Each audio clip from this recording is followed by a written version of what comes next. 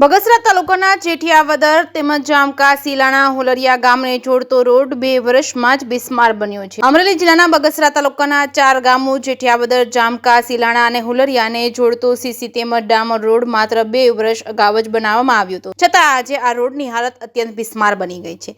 જ્યાં CC road બનાવવામાં આવ્યો છે ત્યાં અનેક જગ્યાએ તિરાડો પડતી જોવા મળી રહી છે, જ્યારે ડામર રોડ પર મોટા ગાબડા પડી ગયા છે। આ રોડને હવે માત્ર 2 વર્ષ થયા છે અને રોડની થોડા સમય તેની નબળી ગુણવત્તા સામે આવી છે। ધારી બગસરાના ધારાસભ્ય જીવી કાકડિયાએ આ કાર્યક્રમમાં સ્ટેજ પરથી એવું પણ નિવેદન આપ્યું હતું કે તાલુકા પંચાયતના સભ્યને રસ નથી।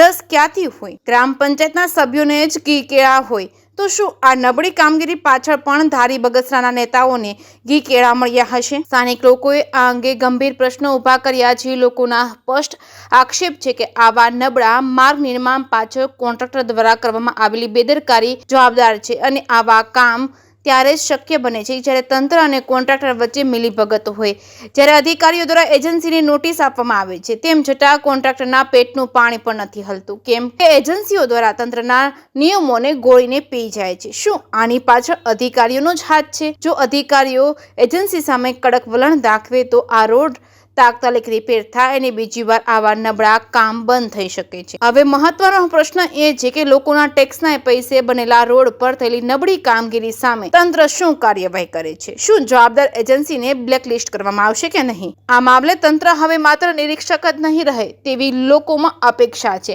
આ મુદ્દે વહીવટી તંત્ર દ્વારા કડક પગલાં લેવામાં આવશે કે નહીં એ તો હવે આવનારો સમય જ બતાવશે કે શું થશે। જેકેએસ ગુજરાતી સાથે જૈનિક સુચિત્રા, અમરેલી।